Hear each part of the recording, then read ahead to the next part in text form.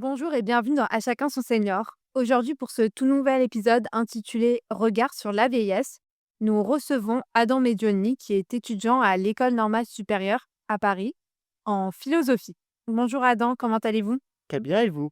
Super. Donc Adam, vous êtes étudiant à l'ENS. Donc Tout à fait. aujourd'hui, on va parler d'un sujet qui nous concerne tous, qui est la vieillesse.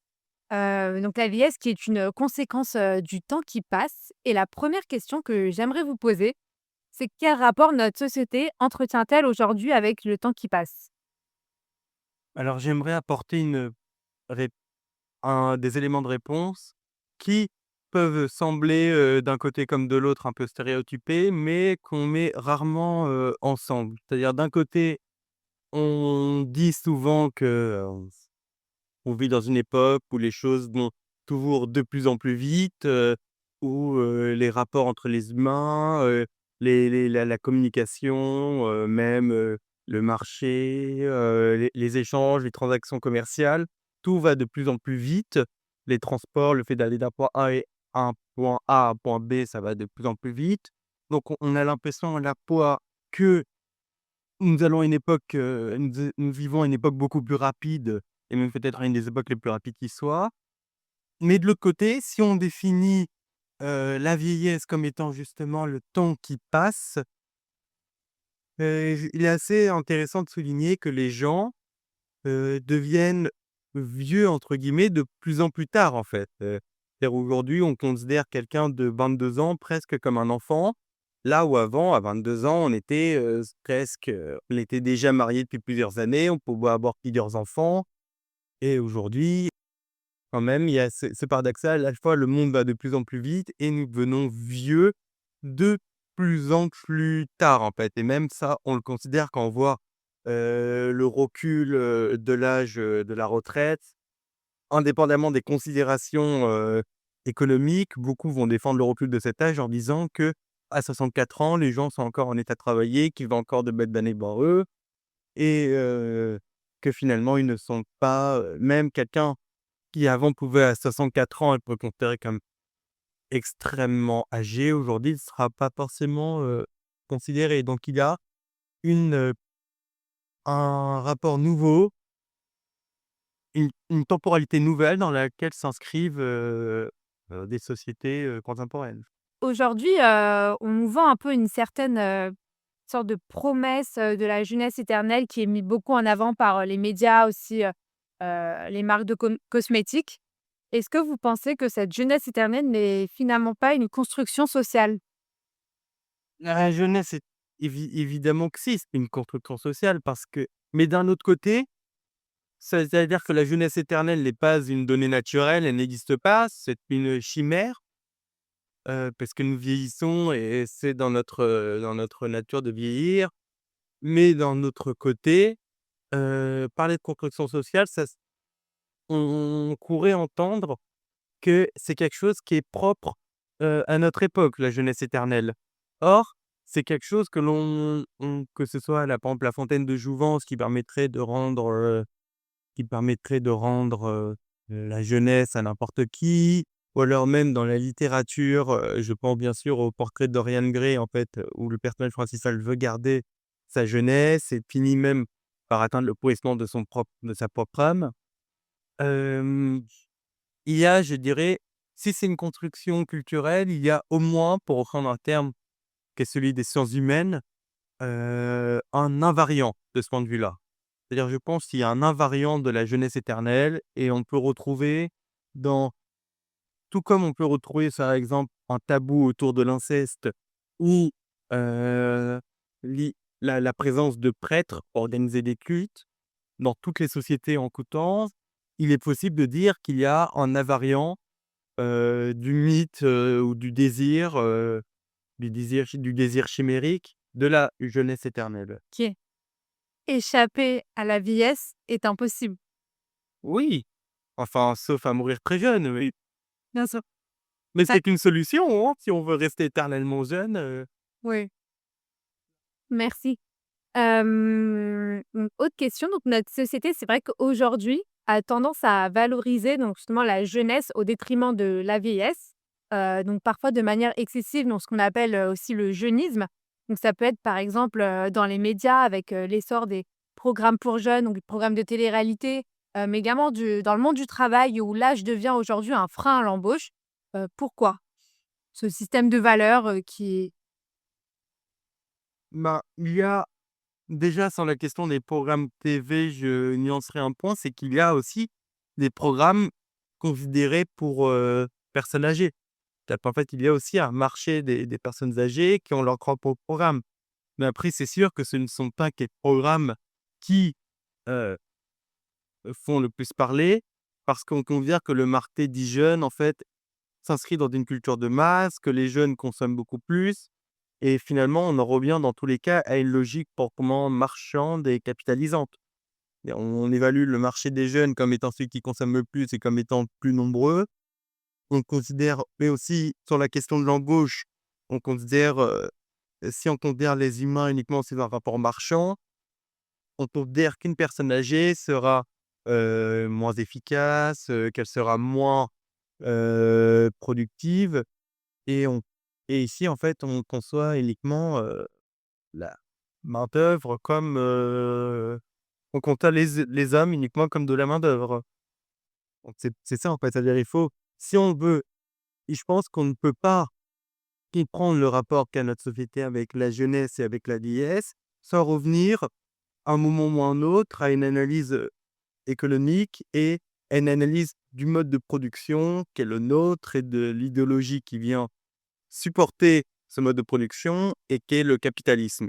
Et ce qui vient soutenir le capitalisme, dans les idées. OK, merci beaucoup.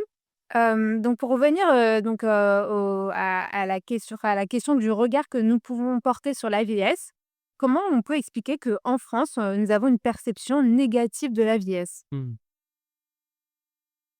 Ça, c'est compliqué de dire pourquoi nous avons une, perception négative de la vieillesse.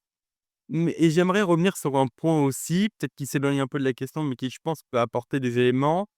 Je m'appuie sur le dialogue justement entre Sartre et Béni Lévy, où il est beaucoup question justement d'un Sartre vieillissant face à un Béni Lévy assez jeune et dans lequel Sartre, et dans ce dialogue, on a accusé, Béni Lévy d'avoir détourné Sartre, d'avoir fait un détournement de vieillard et d'avoir complètement travesti sa pensée, d'avoir abusé d'un homme âgé.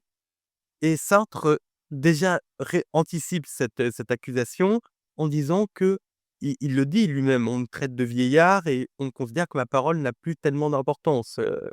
C'est on considère juste que le vieux co la personne âgée comme étant un vieux, comme étant une personne un peu gâteuse, avec la où tout ne tourne plus rond dans la tête.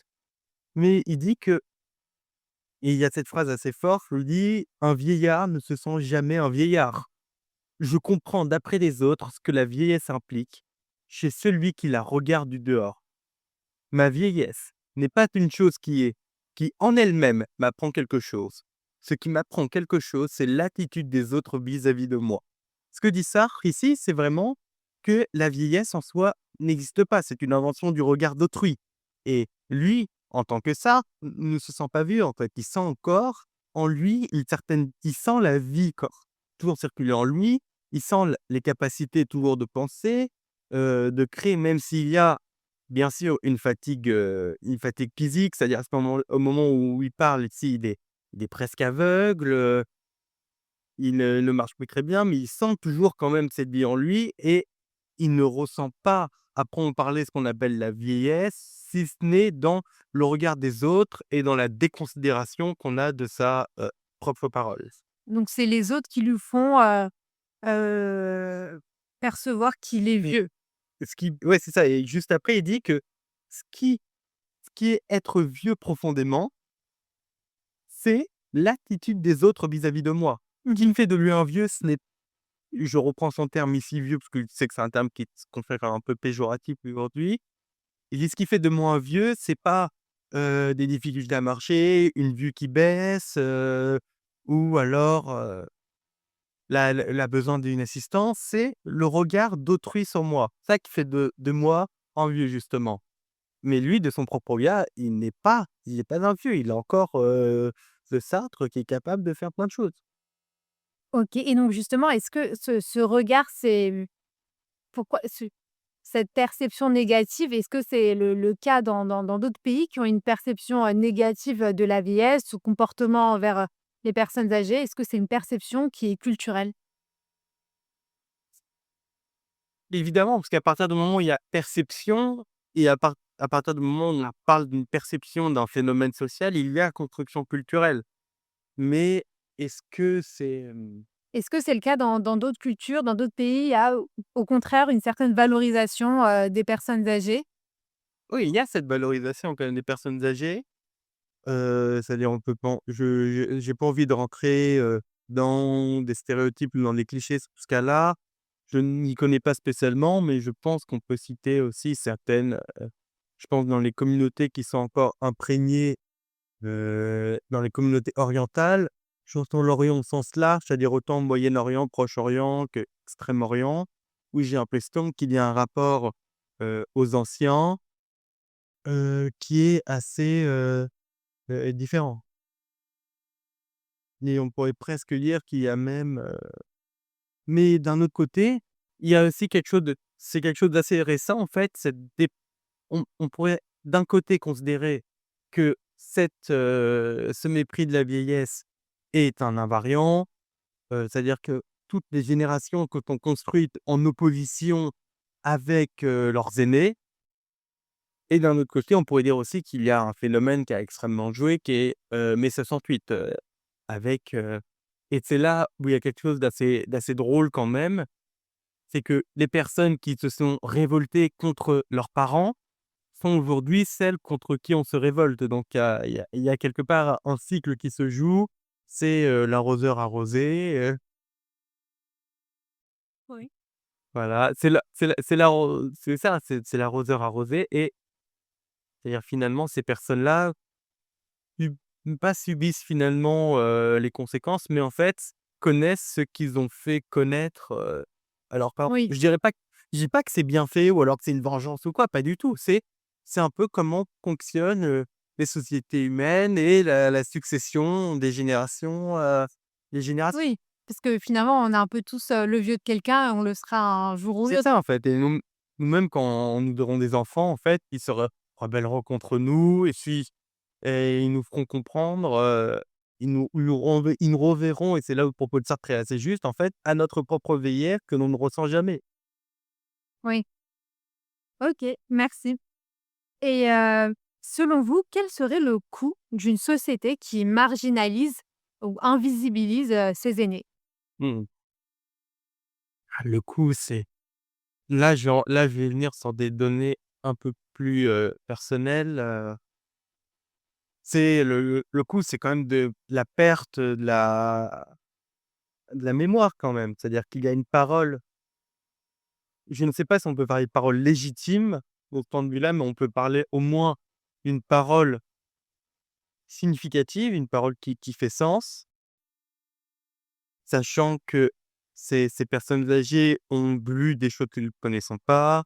C'est-à-dire que ces personnes ont vu des choses, ont connu, des choses dont et nous avons besoin quelque part d'écouter ce qu'ils ont à dire, hein. De la transmission. Mmh. Et ça, c'est quelque chose, en fait, qu'on oublie souvent.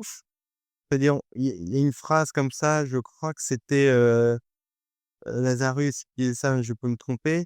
Une phrase absolument terrifiante qui disait: «Le peuple pense, les gens pensent» et on s'imagine toujours les gens comme une mince informe, mais les gens pensent. On pourrait un peu paraphraser en disant, les vieux aussi pensent quelque part et donc c'est-à-dire marginaliser, c'est aussi marginaliser déjà il y a la dimension, affective et puis il y a l'idée qu'une génération peut, on ne comprend on ne comprend une société que dans le rapport qu'il a avec ses aînés et on pourrait même dire, sur un plan plus, théorique, que, on met de côté toute une partie de ce qui peut être pensé justement en raison même de cette, condition qu'est la vieillesse. OK, merci beaucoup et enfin, selon vous, comment on pourrait, modifier notre perception sur la vieillesse? Donc considérer la vieillesse comme quelque chose positive, donc aborder cette période de la vie qui est en fait finalement une période de la vie comme une autre, comme la jeunesse, de manière légère, de manière, agréable. Ah ça, ça peut être d bon, il y a évidemment, c'est de passer du temps avec, par exemple, ses grands-parents ou même avec les grands-parents des autres et aussi je pense aussi en parlant, en fait, tout simplement. C'est-à-dire pour ma part, j'ai des grands-parents, pardon, ils ne viennent pas de France, qui viennent d'Afrique du Nord et juste demander, «Et dis-moi, mamie, c'était comment en Tunisie? Parle-moi un peu de la Tunisie, à Tunis, c'était comment l'Algérie?» Cette vie et connaître un peu cette vie différente, c'est c'est aussi en quelque sorte, redonner vie, au passé. On dit toujours que l'avenir dépend du passé, donc Oui. enfin, j'ai 2 citations de Montaigne, si vous voulez, sur, la vieillesse. OK. Oui, parce que quand on m'a invité, pour cet épisode, je remercie d'ailleurs Anna pour, l'initiative et de J'avoue. m'inviter. Et ben, j'ai tout de suite cherché, par exemple, chez Montaigne, je sais que Montaigne a écrit sur tout et n'importe quoi, surtout plus que n'importe quoi quand même, mais Montaigne ne et je me suis demandé s'il n'y avait pas un chapitre qui s'appelle «De la vieillesse», comme il y a un chapitre de la vanité, de l'expérience, de la ressemblance des pères aux enfants, des cannibales, il y a des chapitres sur tout, mais il n'y a pas de chapitre sur la vieillesse et ça, j'étais étonné de voir ça chez Montaigne. Mais il y a quand même 2 citations, dont une qui, je pense, est très importante puisqu'elle, conclut les essais, quand même, la Somme de Montaigne. Cette première n'est pas celle qui conclut, mais dans laquelle et que je trouve assez amusante parce que Montaigne, désacralise aussi la vieillesse, donc je pense que c'est assez, important de le faire. Il dit: «Je suis vieilli de nombreux dents depuis mes premières publications qui furent l'an 1580. Mais je dois douter que je sois assagi d'un pouce». C'est-à-dire Mmh. que Montaigne reconnaît quand même qu'il a vieilli, mais il refuse ce lieu commun, de vouloir voir uniquement dans la vieillesse, la forme d'une sagesse accomplie, en fait. Et on peut voir aussi ici qu'il y a toujours la possibilité on peut le comprendre aussi, la possibilité de se réinventer. C'est-à-dire s'il était juste devenu un vieux sage, c'est-à-dire que Montaigne ne serait plus un être de passion, Montaigne, serait juste une sorte de pure raison, un être amorphe, heu, immobile, inactif et c'est ce qu'il refuse en fait. Si c'est à être vieux, il ne peut pas être vieux. OK. Et la deuxième phrase et celle-là, c'est, la fin des Essais de Montaigne. C'est un petit peu plus long, il cite, Horace dedans: «Les plus belles vies sont à mon gré celles qui se rangent au modèle commun et humain avec ordre, mais sans miracle, sans extravagance. Or la vieillesse a un peu besoin d'être traitée plus tendrement. Recommandons-la à ce Dieu protecteur de santé et de sagesse, mais gai et social». Et là, il cite Horace: «Concède-moi, je te supplie, ô Latonien, que je jouisse en santé des biens qui me sont acquis avec un esprit entier et sain, et que je ne passe point une laide vieillesse, ni privé des délices de ton culte». Et c'est ainsi que Montaigne conclut l'œuvre de sa vie, Les Essais. Bah, écoutez Adam, merci beaucoup d'avoir apporté, votre regard sur, ce sujet. Je vous en prie. C'était vraiment assez pertinent et nous nous retrouvons à très vite pour un prochain épisode. Merci beaucoup et j'ai hâte de réécouter cet épisode et d'écouter les prochains. Merci beaucoup Adam, au revoir. Au revoir.